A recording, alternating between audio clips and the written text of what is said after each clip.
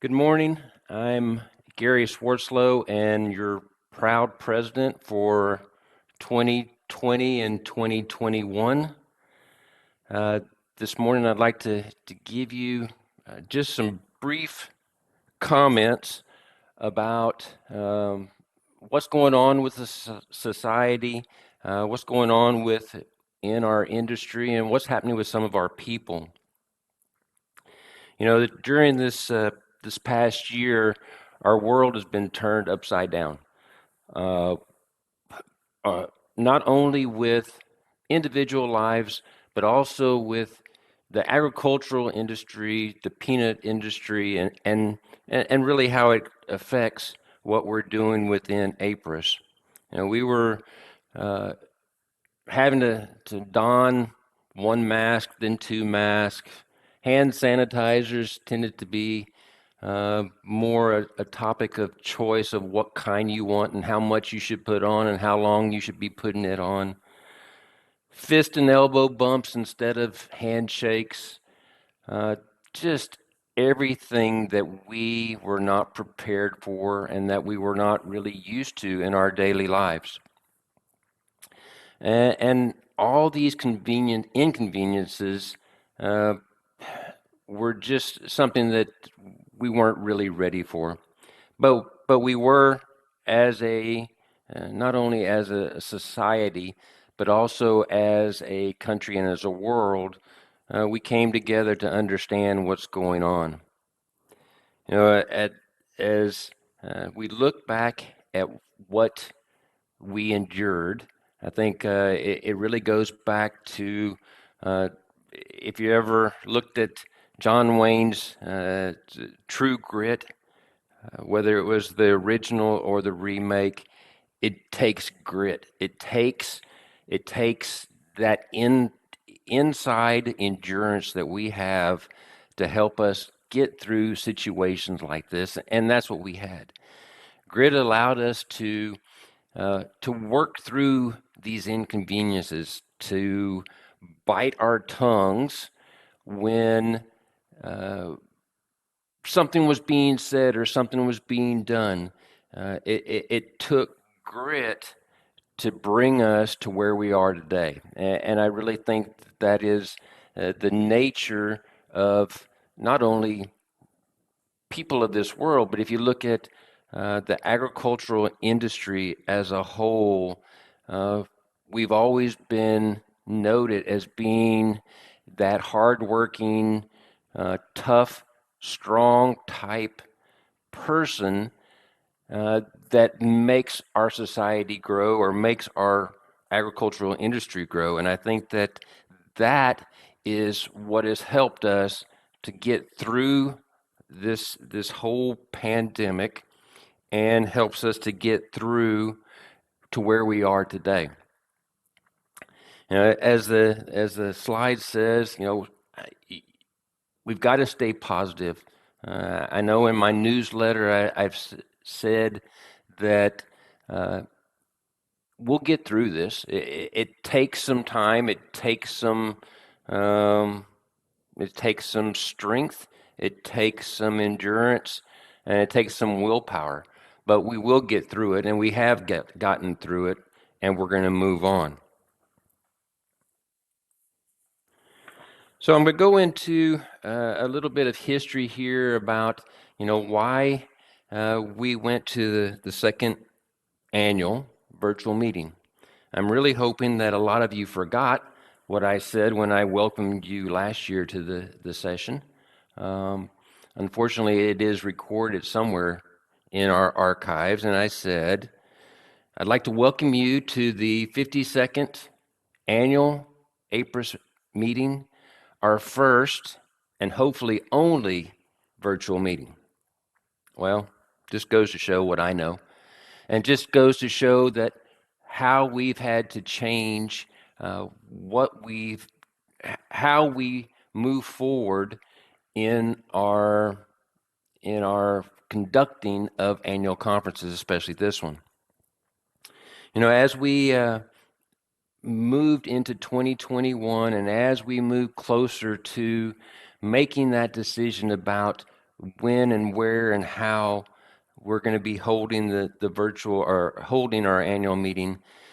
It was evident to the APRES board of directors that we were going to have to make a decision, that we were going to have to uh, really dig down deep and try and make uh, that that decision as to, are we going to have a live meeting? Are we going to have a hybrid meeting, virtual and live, or were we just going to have a virtual meeting?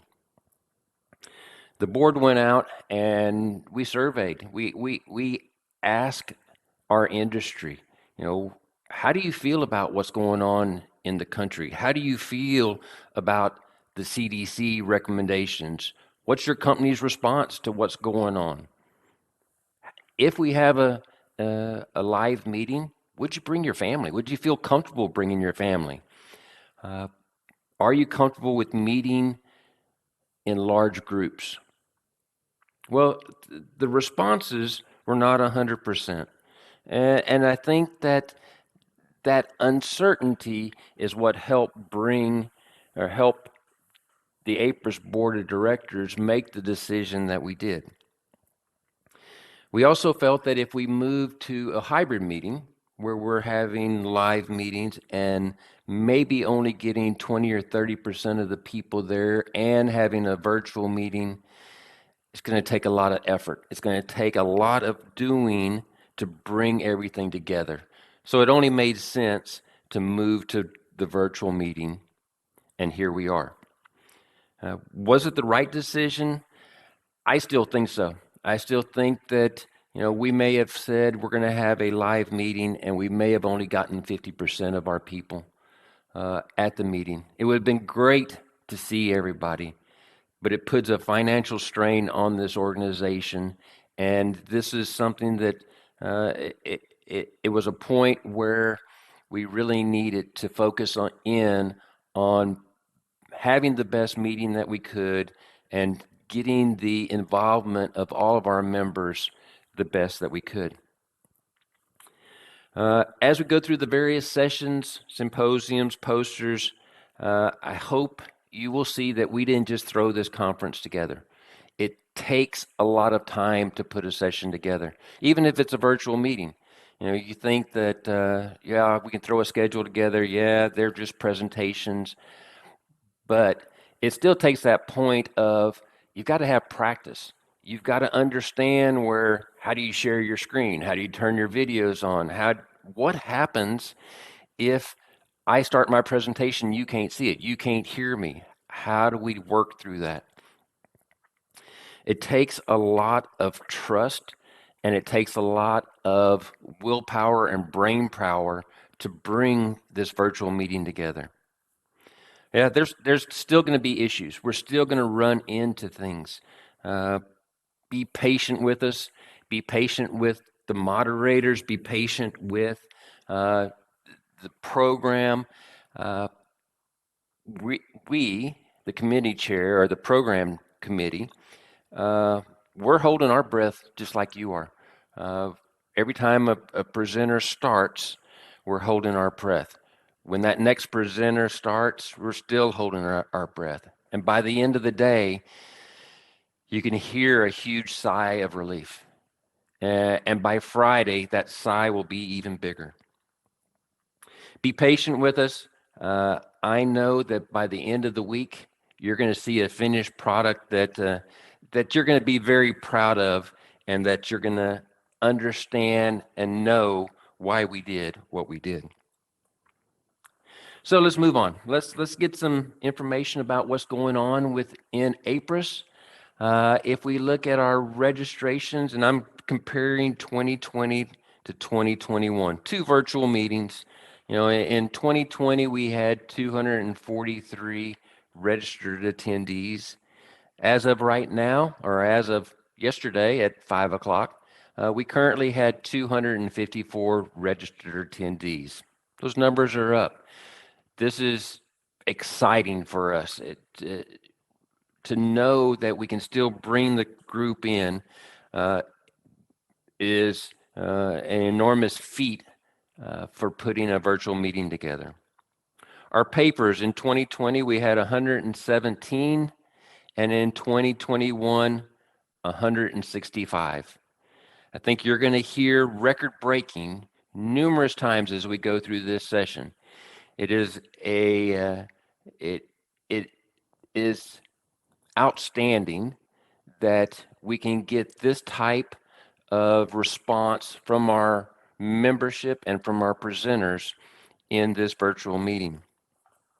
Our sponsors dropped down just a little bit, but that's not taking away from any of our sustaining members. Uh, Without them, we would not be able to do the things that we do and have the meetings that we have. So let's go into these graduate students. I'm not going to take anything away from Bob. I'm sure that on Friday he's going to give us more information on what took place with the graduate student paper and competitions, poster competitions, but it was the largest ever. Again, congratulations. We now have two sessions, Masters and PhD. We have a new sponsor, the National Peanut Council. Thank you very much for your sponsorship of the new division. You know, when I talk with graduate students, I'm always stressing the importance of interacting and having that exposure with other individuals at that meeting. You know, don't just sit on the sidelines. Get in there. Get in touch. Get talking with the people that will someday be your employers. Get them to know who you are, and that exposure and those interactions will take you further. Excuse me. Attendance and growth. You know, the virtual meeting atmosphere allows a new group of students to be involved with our society. You know, we've had participants from the United States, the various colleges, but this year we also had participants from China, Ghana, Malawi, and Zambia. These students would not have been allowed or may not have been allowed to attend in person. But by having the virtual meeting, we can bring them into our society, and they have taken that on and have fully participated in these meetings. Graduate students are the future of the organization and the industry. We need to bring them in. We need to be able to help them as they go through their process of their academic career, and then as they move and graduate, working alongside us in the professional world. The Graduate Student Organization became a recognized entity a few years ago, and they've really brought together the graduate students into a voice within APRES. Nick Hurdle has put a luncheon event together yesterday for the graduate students, hosted with luncheon of guest speakers. Their speaker topic was mind, brain, and education. You know, it's not just about data, it's about how you work, how you live, how you learn, and how you bring all this information together in what you do. Kim has done an amazing job. She's spent numerous hours getting the website together, and I encourage each of you to go to the APRES website. You know, if you go to the www.apres.com, you're going to come to this first site. We have the program here. We have the posters and videos. We have presentations. We have the sustaining member videos, and we have the committee reports. Take a moment, go take a look at these and see the work that people have put into putting this 53rd annual conference together.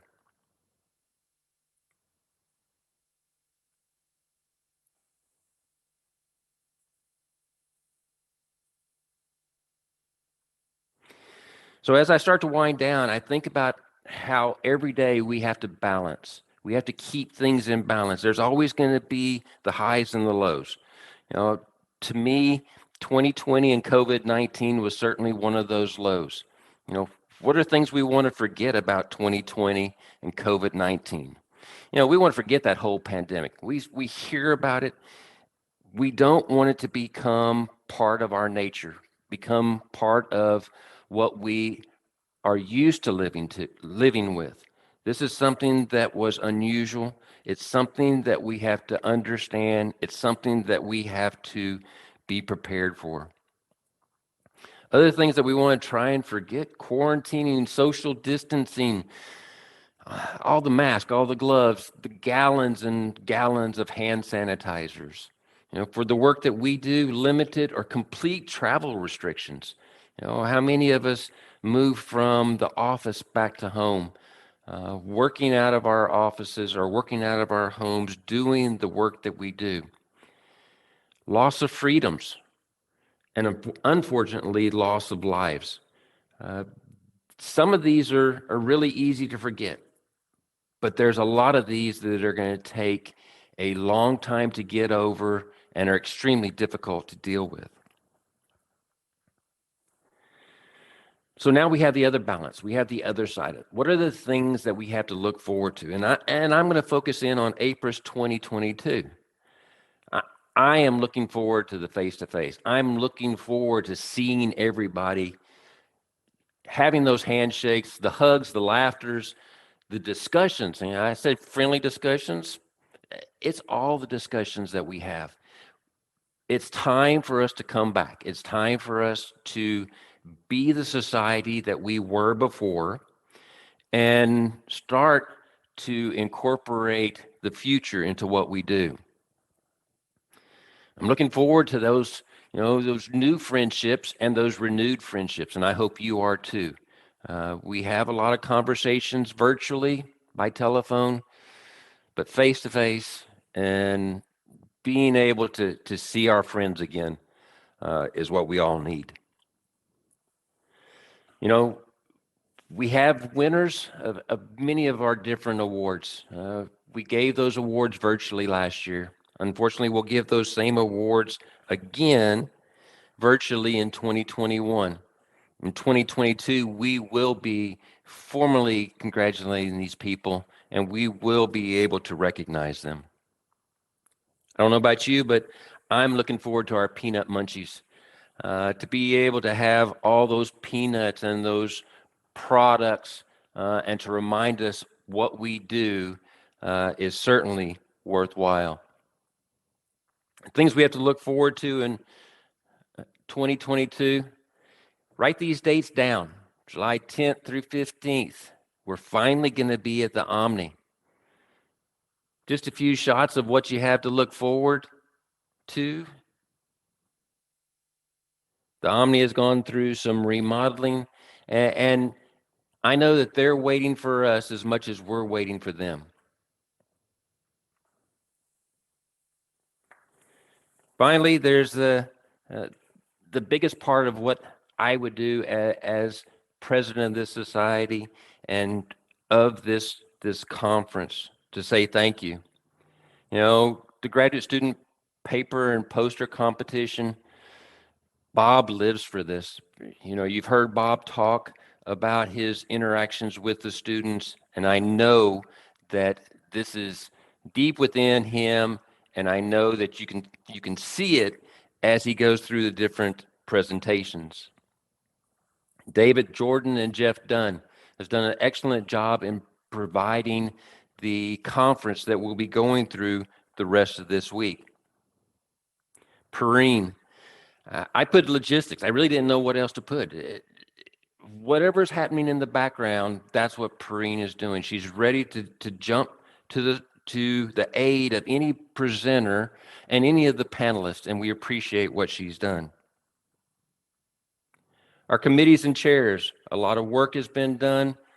Take a look at those reports and see what's happening within each of these committees. The quarterly newsletter done by Allison Floyd. Here's somebody that had volunteered to do this. It is not an easy job. Be sure and thank her. Be sure and read that newsletter that comes out.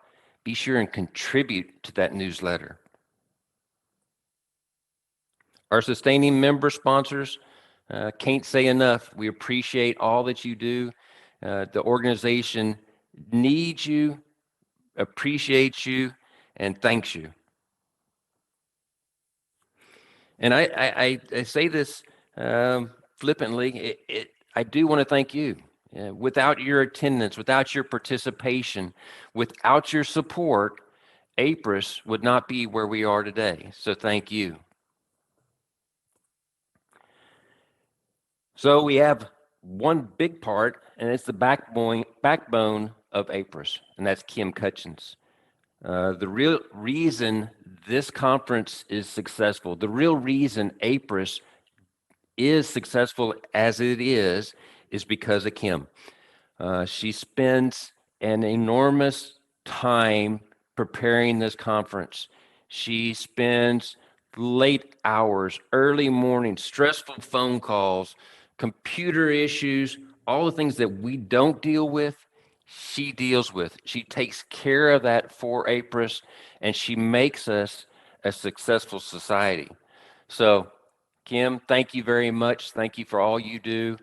I know that everybody in the society uh, feels the same way, and I'm going to give you my round of applause.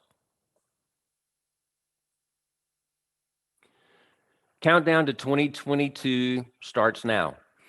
Well, not really, it starts on Friday, but it sounded good.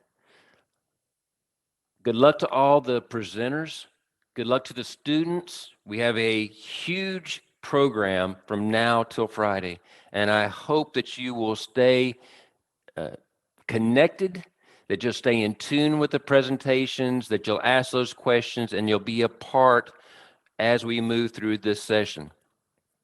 I hope everybody has a great week, and with that, I will close.